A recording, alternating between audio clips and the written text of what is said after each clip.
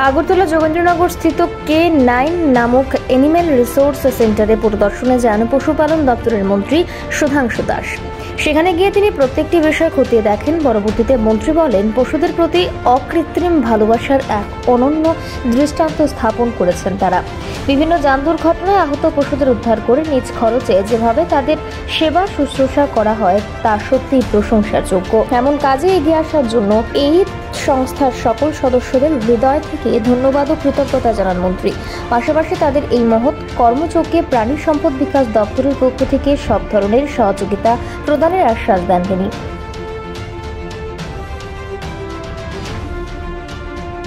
আজকে যোগেন্দ্রনগর স্থিত K9 rescue centre সেটা ভিজিট করেছি, যার কর্ণধার এই এনজিওর স্বর্ণালী ম্যাডাম আছেন, আরও 2-1 আছেন। তারা 11 জন মিলে একটা এনজিও ফর্ম করেছে এবং এই এনজিওর মূল যেটা কাজ, তারা আমাদের সমাজে বা বিভিন্ন জায়গায় যে সমস্ত অ্যানিমেলস, যেমন ধরুন গরু, ছাগল, কুকুর, বিড়াল, বিভিন্ন পশু যেগুলি হয়তো অসুস্থ অবস্থায় রাস্তায় পড়ে থাকে, তাদেরকে কেউ দেখাশোনা করে না, তারা কোনো রকমের সহযোগিতা পায় না, যে সমস্ত পশু পাখি বা অ্যানিমেলস, তাদেরকে তারা সেই সমস্ত জায়গা থেকে রেস্কিউ করে তাদের রেস্কিউ সেন্টারে, K9 রেস্কিউ সেন্টারে তারা নিয়ে আসেন এবং সেখানে সমস্ত রকমের মেডিকেল ফ্যাসিলিটি তারা প্রোভাইড করেন। তাদের ট্রিটমেন্টের দায়িত্ব K9 অর্গানাইজেশন নেয় এবং আমি আজকে এটা দেখার জন্য এসেছি। সত্যি আমার খুব ভালো লেগেছে এবং আমি কৃতজ্ঞ এবং ধন্যবাদ আমি জ্ঞাপন করতে চাই K9-এর সমস্ত কর্মকর্তাদের,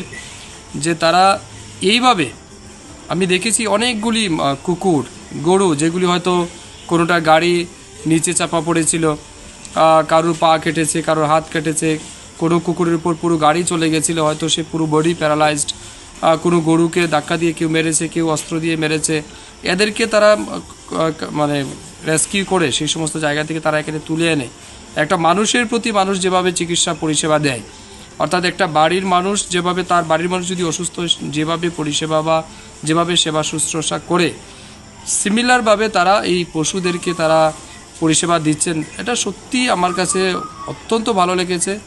মহান কাজ তারা করছেন। আমি মনে করি একজন সমাজবদ্ধ জীব হিসাবে এর চাইতে মহান ভালো কাজ কিছু হতে পারে না যেটা তারা করছেন। আমরা সবাই তাদের প্রতি গর্বিত, সমাজ গর্বিত এবং আমি বিশ্বাস করি যেভাবে তারা মানবিকতার দৃষ্টি এবং নজির এখানে তৈরি করেছে, ভগবানও নিশ্চয়ই তাদেরকে সেইভাবে আশীর্বাদ করবেন, তারাও আগামী দিন ঈশ্বরের আশীর্বাদ প্রাপ্ত হবেন। এবং আমি মনে করি এভাবে করে আমাদের সমাজকে বাঁচিয়ে রাখতে হবে। আমি আমার দপ্তরের পক্ষ থেকে যে রকমের সহযোগিতা সম্ভব, আমি সব রকমের সহযোগিতা তাদেরকে প্রোভাইড করার আশ্বাস দিয়েছি। ইতিমধ্যে আমরা আমাদের ডিপার্টমেন্ট থেকে কিছু ফান্ড তাদেরকে দিয়েছি ফর কনস্ট্রাকশন পারপাস। আমরা দেখেছি এখানে তারা 1-2টা শেড নির্মাণ করেছে তাদের থাকার জন্য, ভবিষ্যতেও আমরা দেব। মেডিসিন পারপাসতেও তারা কথা বলেছে, আমরা বলেছি তাদেরকে আমরা সহযোগিতা করব।